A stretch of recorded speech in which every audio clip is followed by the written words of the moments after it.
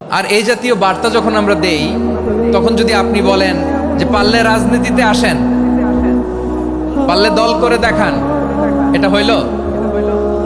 আমি কি এরকম কোনো কথা বলেছি? না। আমি একজন মুফাসসিরে কোরআন, আমি একজন আলেম, এর বাইরেও আমার সবচেয়ে বড় পরিচয় আম আ সিটিজেন অফ বাংলাদেশ। আমি বাংলাদেশের একজন সাধারণ নাগরিক। আমার দেশের যে কোনো সমস্যা, যে কোনো ইনকনসিস্টেন্সি, অসঙ্গতি নিয়ে মত প্রকাশের স্বাধীনতা আমার আছে না নাই? আপনারাই তো বাক স্বাধীনতার কথা বলেন, ফ্রিডম অফ স্পিচের কথা বলেন, বাক স্বাধীনতার কথা বলেন। আপনারাই যদি আবার কোনো মন্তব্যের কারণে বলেন যে রাজনীতির মাঠে আসেন, দল করেন, দেখি কতটুকু পারেন, এটা ঠিক হবে না। এখানে কি আমি কোনো দলের নাম বলেছি? বাংলাদেশে 48টা প্রায় নিবন্ধিত রাজনৈতিক দল, কোনো দলের নাম আমি বলিনি। কথাটাকে আমি জেনারেল রেখেছি।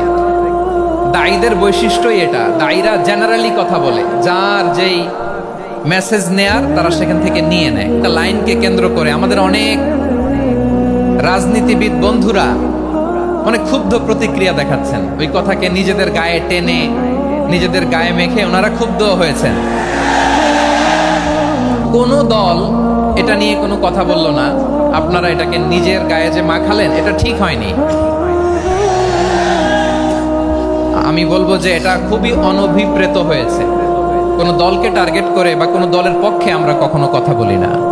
আমরা কোরআনের পক্ষে কথা বলি, ইসলামের পক্ষে কথা বলি, ঠিক কিনা বলেন? সো একটা জেনারেল কথাকে যদি আমার রাজনীতিবিদ বন্ধুরা নিজেদের গায়ে মাখেন, ক্ষুব্ধ প্রতিক্রিয়া জানান, এতে করে সাধারণ জনগণের কাছে একটা নেগেটিভ মেসেজ যাবে ওনাদের ব্যাপারে। এটা হোক আমরা চাই না। তো আমার প্রিয় রাজনীতিবিদ বন্ধুদের আমি বলবো, কথাটা ছিল ভেরি জেনারেল, এটা নিজেদের গায়ে মাখানোর কোনো দরকার নাই। আমরা এই যে এক্সিস্টিং যে রাজনৈতিক চর্চা, এটা থেকে আমরা বেরিয়ে আসতে চাই।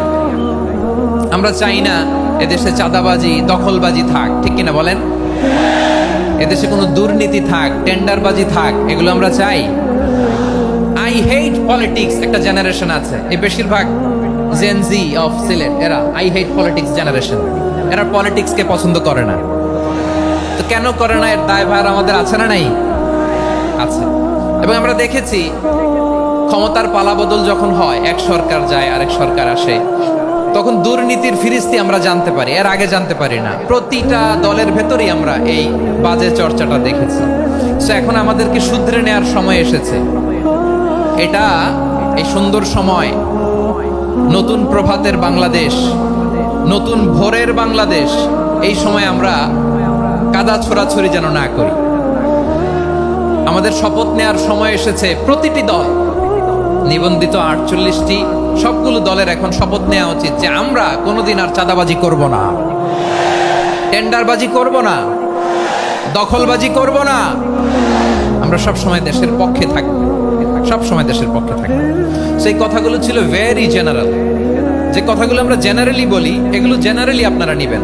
আমার রাজনীতিবিদ বন্ধুদের কাছে এটাই আমার কামনা।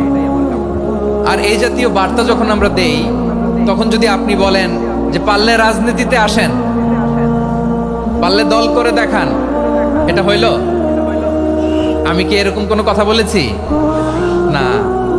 আমি একজন মুফাসসিরে কোরআন, আমি একজন আলেম, এর বাইরেও আমার সবচেয়ে বড় পরিচয় আম আ সিটিজেন অফ বাংলাদেশ। আমি বাংলাদেশের একজন সাধারণ নাগরিক। আমার দেশের যে কোনো সমস্যা, যে কোনো ইনকনসিস্টেন্সি, অসঙ্গতি নিয়ে মত প্রকাশের স্বাধীনতা আমার আছে না নাই? আপনারাই তো বাক স্বাধীনতার কথা বলেন, ফ্রিডম অফ স্পিচের কথা বলেন, বাক স্বাধীনতার কথা বলেন। আপনারাই যদি আবার কোনো মন্তব্যের কারণে বলেন যে রাজনীতির মাঠে আসেন, দল করেন, দেখি কতটুকু পারেন, এটা ঠিক হবে না।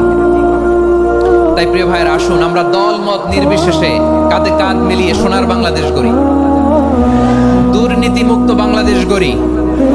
যে বাংলাদেশের জন্য রক্ত দিয়েছে আবু সাঈদ,